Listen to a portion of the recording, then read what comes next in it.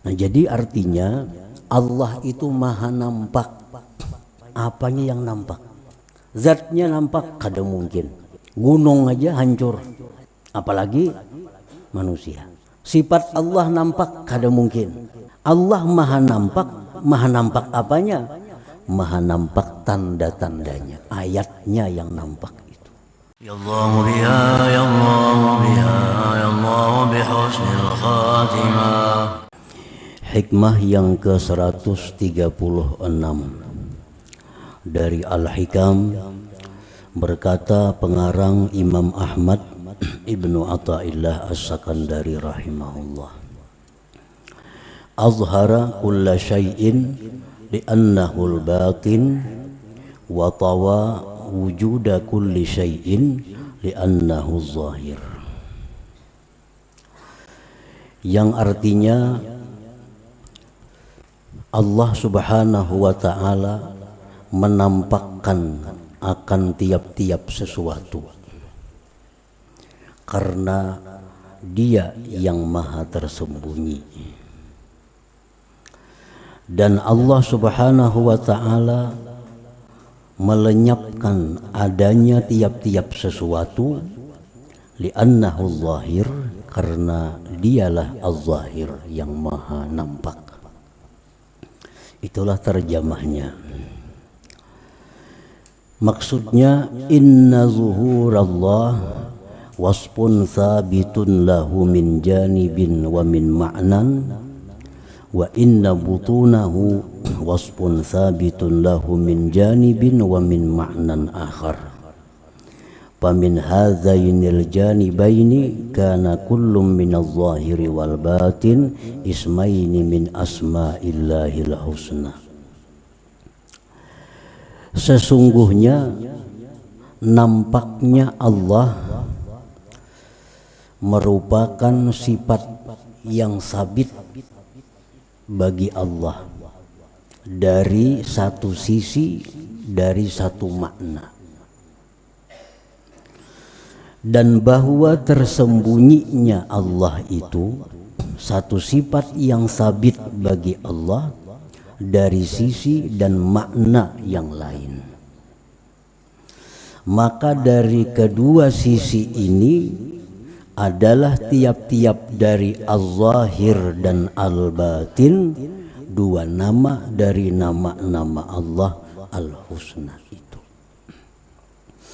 Nah, para muhibbin rahimakumullah, jadi Allah subhanahu wa ta'ala disebut dengan Az-Zahir, yang maha nampak, artinya di satu sisi dengan makna yang demikian. Di sisi yang lain Allah itu bisa disebut dengan Al-Batin, yang maha tersembunyi. Nah, dari kedua makna, dari kedua sisi itu, maka Az-Zahir dan Al-Batin ini bagian dari Asma'ullah Al-Husna, kedua-duanya itu.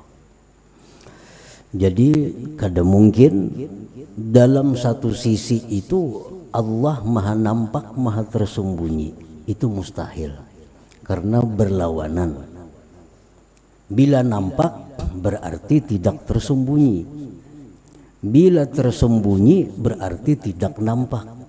Nah, itu kalau dari satu sisi mustahil. Tapi kalau itu Allah Az-Zahir maha nampak dari satu sisi, dan Allah itu Al-Batin tersembunyi dari sisi yang lain, nah itu paham, masuk akal.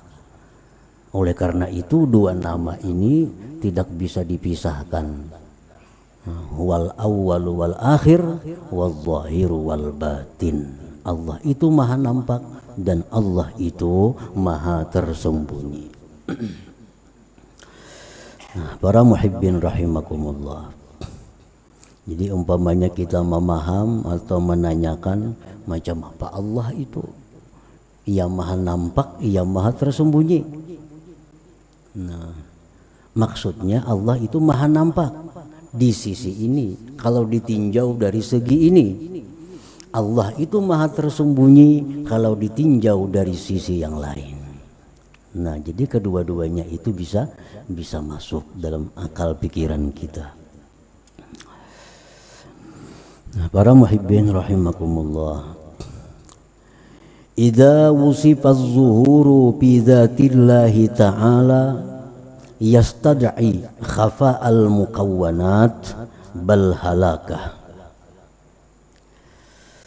Apabila disifatkan itu nampak pada zat Allah, maka itu mengakibatkan tersembunyinya seluruh makhluk, bahkan binasanya seluruh makhluk itu. Nah, zat Allah apabila disifatkan dengan az-zahir, maha nampak, itu membawa kepada tersembunyinya seluruh makhluk ini, bahkan lenyap makhluk ini.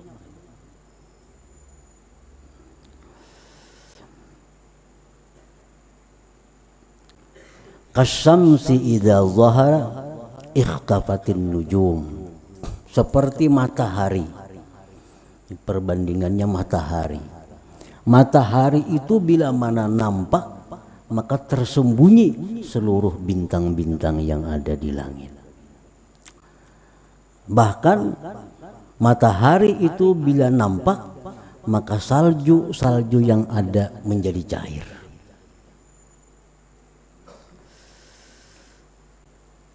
Kadakkatil jabal hina tajalla lahu rabb, seperti hancurnya gunung ketika Allah itu nampak baginya. Nah, itu gunung di zaman Nabi Musa menjadi hancur karena nampaknya Allah Subhanahu wa ta'ala. Nah, pamakna ismihi zahir, maka arti nama Allah az-zahir. Zuhuru ayatihi, nampak tandanya.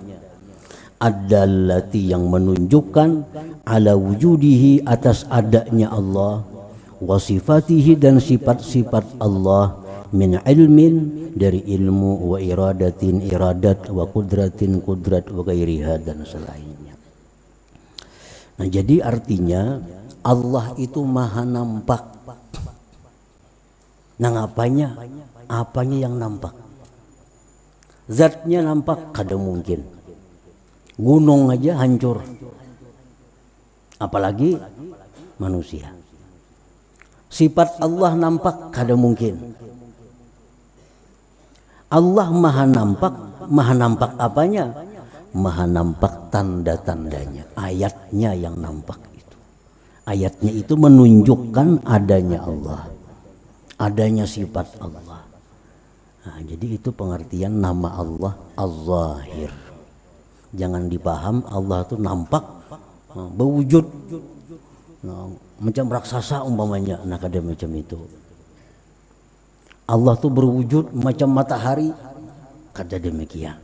Allah itu maha nampak ayatnya, maha nampak alamatnya, yang itu membawa kepada, membuktikan kepada adanya Allah Subhanahu wa ta'ala.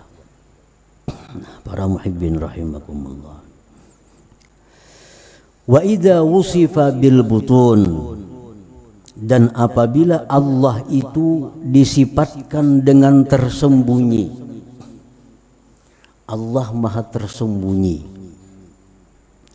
Yastad ikhtifa'ahu wa ihtijabahu bi ghairi, itu membawa kepada tersembunyinya Allah dan terdindingnya Allah dengan selain Allah. Allah itu maha tersembunyi. Jangan dipaham itu Allah bersembunyi di atas langit.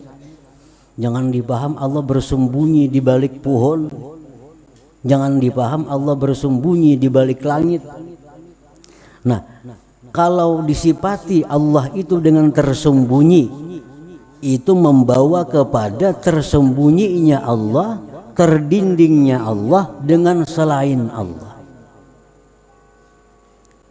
Bila orang tuh disebut bersembunyi aja, bersembunyi di mana inya? Nah, pasti ada yang menyembunyikan.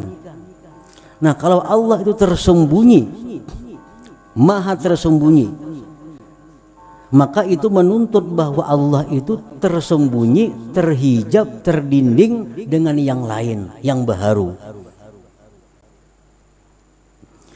Wa yastad'i, dan itu membawa annal hadis azhar minal qadim. Berarti itu yang baharu ini lebih nampak dari yang kadim. Berarti yang baharu lebih kuat dari yang kadim karena bisa melindungi Allah. Wadzalika muhal, itu mustahil. Kakhtifa isamsi bin nujum, seperti bersembunyinya matahari dengan bintang, kan itu mustahil. Matahari lindung, matahari tersembunyi gara-gara ada bintang, kan mustahil. Nah, Allah itu tersembunyi, Allah terdinding dengan langit, nah, itu mustahil. Itu mustahil. Nah, apa makna ismihil batin? Makna nama Allah al-batin yang tersembunyi itu, butunuhu, tersembunyinya Allah, an idrakil hawas, dari diperdapati dengan panca indera. Itu artinya Allah tersembunyi. Tersembunyi apa? Tersembunyi dari diperdapati dengan panca indera. Jadi zat Allah itu kada bisa dilihat dengan mata, kada bisa didengar dengan telinga, kada bisa diraba, kada bisa dirasa. Karena Allah itu tersembunyi dari bahwa diperdapati dengan panca indera. Wa an idrakil aqli bihakikati, dan Allah itu tersembunyi dari memperdapati akal dengan hakikat Allah subhanahu wa ta'ala itu. Nah, para muhibbin rahimakumullah. Jadi kalau kita belajar Asmaul Husna, Allah itu maha tersembunyi. Jangan dipaham tersembunyi terlindung dengan langit, tersembunyi di arasnya, jangan. Artinya Allah itu tersembunyi dari bahwa diperdapati dengan panca indera, diperdapati dengan akal. Sekuat apapun mata kita, kada akan bisa melihat Allah karena Dia maha tersembunyi. Sekuat apapun, sekukuh apapun akal kita, secerdik apapun akal kita, kada akan bisa memperdapati hakikat zat Allah subhanahu wa ta'ala. Nah, para muhibbin rahimakumullah, Allahu subhanahu wa ta'ala, maka Allah subhanahu wa ta'ala itu zahirun, nampak, sun'uhu, perbuatannya, wa khalquhu, makhluknya nampak, adalu, yang menunjukkan ala wujudih, atas adanya Allah, wa sifatihi, atas sifatnya Allah, pasummiya, maka dinamai Allah itu az-zahir.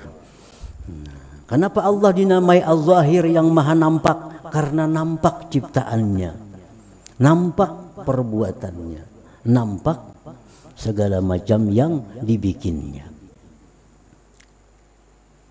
Wa huwa batinun, Allah Ta'ala itu tersembunyi, la yudraku bil hawas, tidak bisa diperdapati dengan panca indera, wa la yudraku bil aqli, dan tidak bisa diperdapati dengan akal. Bal ya'jizul aqlu, bahkan akal ini tidak mampu, an idraki hakikati fi'lih, dari memperdapati hakikat perbuatan Allah. Wa hukmihi, akal tidak mampu memperdapati hakikat hukum Allah. Fadlan an zatih, lebih-lebih zatnya. Nah, pasummiya, maka dinamai Allah al-batin itu. Nah, jadi kita mengerti bahwa bila disebut Allah itu maha nampak, artinya nampak ciptaannya. Bila kita dipaham disebut nama Allah itu al-batin, maha tersembunyi, artinya kada bisa diperdapati. dengan panca indera atau dengan akal. Para muhibbin rahimakumullah. Jadi akal manusia jangankan memperdapati zat Allah, memperdapati perbuatan Allah belum bisa. Memperdapati hukum-hukum yang diputuskan Allah, akal manusia kada mampu. Padlan apalagi an zatihi subhanah, daripada zat Allah subhanahu wa ta'ala. Perbuatan Allah contohnya apa? Di Quran disebutkan yang paling rendah di mata kita. Umpamanya nyamuk. Nyamuk itu kita yakini sebagai perbuatan Allah, ciptaan Allah.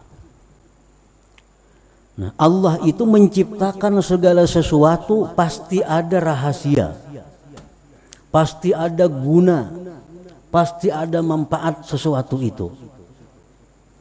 Allah berfirman, wa ma khalaqnas sama wal arda wa ma bainahuma batila. Kami tidak menciptakan langit, bumi dan antaranya itu batila, tanpa ada guna, sia-sia. Nah, sekarang apa gunanya Allah menciptakan nyamuk? Itu rahasia Allah.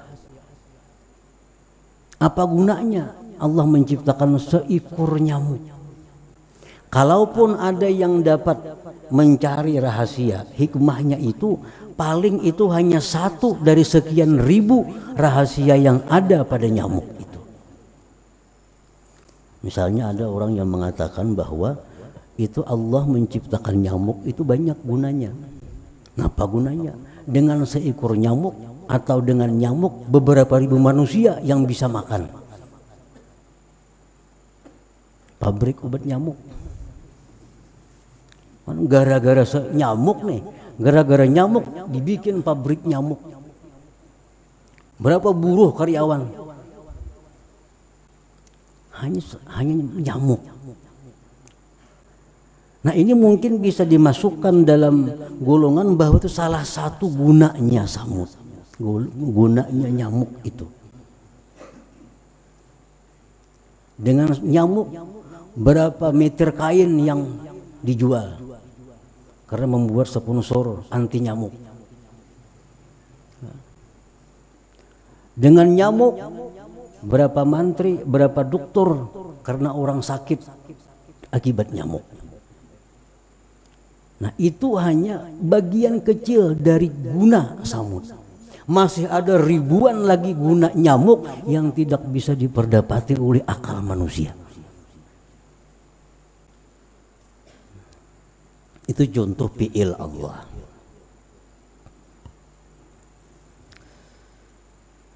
Hukum Allah. Allah mewajibkan ini, pasti ada rahasia di dalamnya. Allah melarang ini, pasti ada rahasia di dalamnya. Kenapa dilarang? Kalaupun ada dapat satu rahasia, masih ada ribuan rahasia yang belum didapat. Contohnya khamar misalnya. Kenapa Allah melarang khamar? Karena khamar itu merusak akal. Satu itu yang kita tahu. Tapi khamar itu merusak mungkin ribuan macam bentuknya, kerusakan akibat khamar. Kita hanya dapat mengakibatkan khamar itu merusak akal, dan bila akal rusak orang bisa macam-macam. Nah, paling sampai di situ pengetahuan akal manusia. Padahal mudarat khamar itu bukan hanya itu. Nah, itu manusia lemah, kada akan mampu.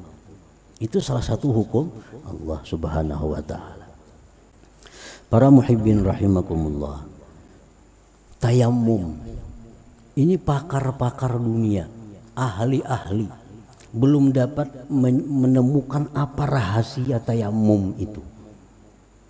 Orang hendak sembahyang diperintahkan berwudu, itu masuk akal.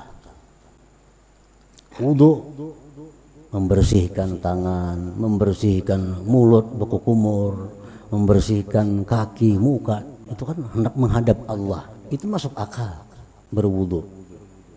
Tetapi Allah Subhanahu wa taala menyatakan fa illam tajidu ma'an, apabila kalian tidak dapat air untuk sembahyang, fatayammamu, bertayamum. Tayamum itu apa? Menapakkan tangan ke tanah yang berdebu, menyapukan ke muka. Ini menguturi muka. Menguturi muka. Tapak lagi tangan ke tanah yang berdebu, sapukan ke tangan. Menguturi tangan. Bisa ada kuman di situ macam-macam. Tetapi Allah memerintahkan kalau tidak ada air, bertayamum.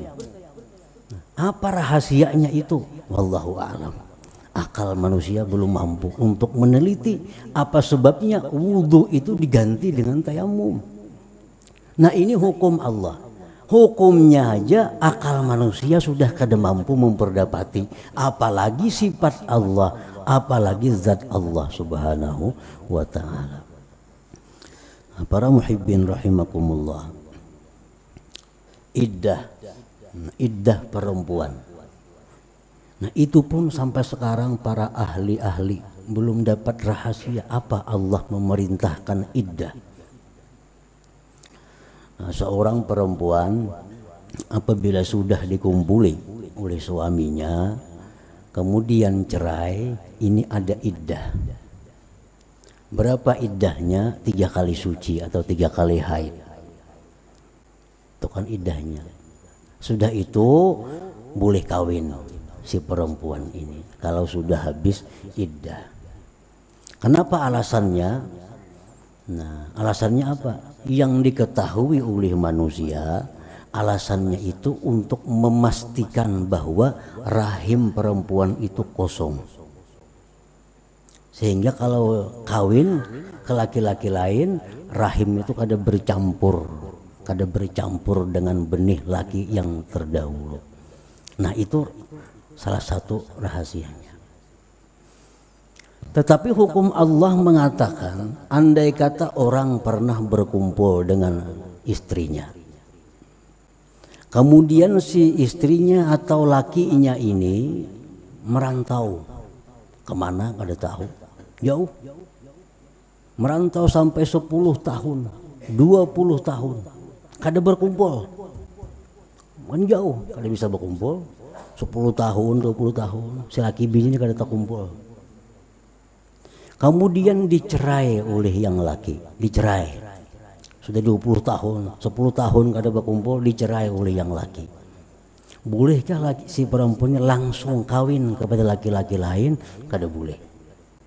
Tetap iddah 3 kali suci sesudah diucapkan talak itu.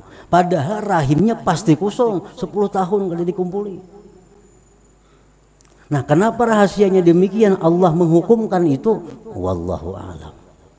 Ahli-ahli ijtihad Imam Syafi'i, Maliki, Hanafi, tahayyaru, mereka bingung. Rahasia apa di balik itu? Nah, ini hukum Allah. Hukum Allah pun akal manusia, orang yang sehebat Imam Syafi'i belum mampu. Sehebat Imam Hanafi yang disebut ahlur ra'yi, Hanafi ahlur ra'yi, orang yang ahli fikir, bingung. Kenapa demikian? Sudah pasti 10 tahun itu pasti kosong rahimnya. Begitu dicerai tetap iddah 3 bulan, hanyar boleh kawin. Nah, para muhibbin rahimakumullah, jadi artinya bahwa Allah Subhanahu wa ta'ala itu namanya al-batin, maha tersembunyi. Artinya kada bisa diperdapati dengan panca indera, kada bisa diperdapati dengan akal. Dengan akal, jangankan memperdapati zat Allah, akal kita memperdapati hukum Allah sudah kehabisan akal. Nah, para muhibbin rahimakumullah, jadi itu kesimpulan daripada nama Allah Az-Zahir, bahwa Allah itu maha nampak, bukan zatnya yang nampak, bukan sifatnya yang nampak, tapi ciptaannya nampak. Karena ciptaan itu menunjukkan adanya yang menciptakan. Allah maha tersembunyi, bukan bersembunyi di balik langit, bukan bersembunyi di balik matahari, tapi Allah tersembunyi dari panca indera, dari akal manusia. Dengan demikian kita mengerti, kita paham bahwa apa nama Allah Az-Zahir itu, apa nama Allah Al-Batin itu. Nah, selanjutnya hikmah yang ke-137.